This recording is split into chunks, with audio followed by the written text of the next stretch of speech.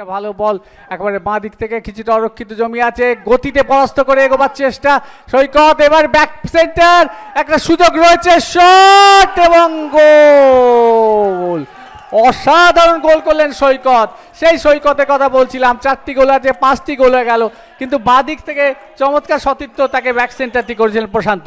এটা দেখার মতো একটা পরিকল্পনামূলক একটা সিদ্ধান্ত দেখলাম, যে ডেলিভারিটা অসাধারণ ডেলিভারি। সমস্ত ডিফেন্ডাররা সামনের দিকে প্রভোগেট করে তাদেরকে একটু ব্যাকওয়ার্ড রেখেছে। এবং আমি একটু আগেই বলছিলাম সৈকতকে আমি খুব কাছ থেকে দেখেছি, চিনি, তার কারণ ও আমার কোচিংয়েও খেলেছে।